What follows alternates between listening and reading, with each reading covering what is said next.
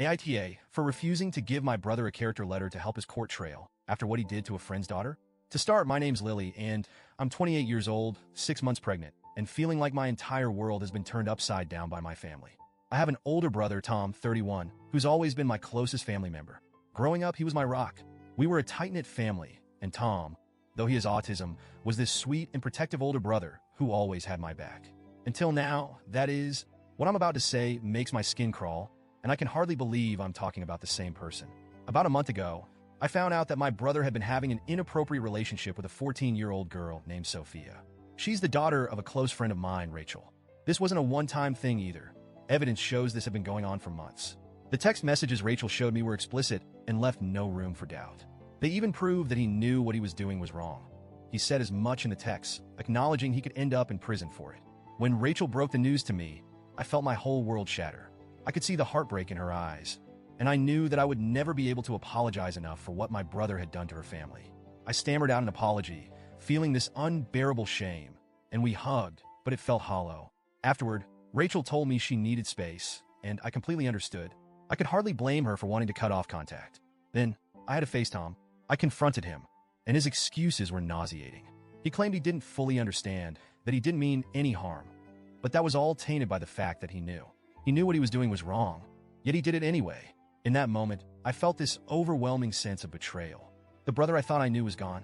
I decided then and there that I couldn't support him or even have him in my life anymore. My parents, though, refused to see things the way I did. They stuck by Tom, insisting that his autism was to blame, that he didn't understand. It felt like they were trying to rewrite the story, as if there was some alternate reality where what he did was excusable. They had seen the same text messages, but they were clinging to any shred of innocence they could, as if holding on to their version of Tom was more important than facing the truth. My mom is terminally ill, and she's been the one pushing the hardest. She keeps saying that she doesn't want to die with her son in prison. She even called me, crying, saying it wasn't that bad, begging me to reconsider. That sentence, that what he did wasn't that bad, echoed in my head for days. I couldn't comprehend how she could say that, knowing he preyed on a child who's practically family to us. To make matters worse, Tom's lawyer approached us and suggested we each write character letters to the judge, a way to paint a full picture of who Tom is. My parents latched onto the idea, insisting it was the least we could do to help him. They wanted me to write about the Tom I used to know, the brother who used to carry me on his shoulders, who read to me at night, who was kind and protective. But how could I? I told them no. My husband was completely on my side, saying he couldn't imagine letting our daughter, who'll be born in a few months, grow up around someone capable of doing something so vile. We talked for hours trying to figure out the right thing to do. Every time I considered writing the letter, my stomach turned. The idea of pretending that he was still my hero felt like I'd be betraying not only Sophia, but my future daughter as well. My parents, though, didn't stop. They begged, they pleaded, and they reminded me of my mom's illness, saying that I'd regret this decision one day. But how could I prioritize my brother's future over the safety and well-being of others? How could I help him avoid accountability? After a few weeks of their relentless pressure, I finally made the call. I told my parents I wouldn't be a part of this. I wouldn't write a letter, I wouldn't visit Tom, and I wouldn't let him be a part of my life or my child's life. My parents were devastated, especially my mom. She accused me of abandoning the family, and in a way, I guess I am. But here's the thing. I refuse to enable my brother.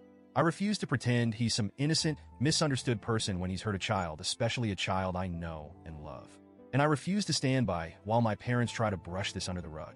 I've since cut off my parents entirely. I want my child to grow up in a family that stands up for what's right, not one that makes excuses for something so inexcusable. It's hard. There's no other way to say it. It's gut-wrenching. I always wanted my child to have 2 sets of grandparents, but I realized that my husband's parents will be enough. We'll create our own family, one that isn't tainted by denial and excuses. As I sit here now, I feel a strange mix of sadness and relief. It's like I'm mourning the family I thought I had. I miss the closeness we shared, but I can't overlook what's happened. My only hope is that Rachel and Sophia can find peace somehow, though I know my family's betrayal must sting deeply for them. My husband has been a rock, reminding me that we're building a future based on integrity and safety for our child. I know deep down I did the right thing, even if it feels lonely right now. It hurts, but I refuse to let my child be exposed to people who would justify or excuse such behavior. I'm not sure where I'll go from here, or if my family will ever forgive me. But for the first time, I feel like I'm truly standing up for what I believe in. So, Reddit, AITA for refusing to give my brother a character letter?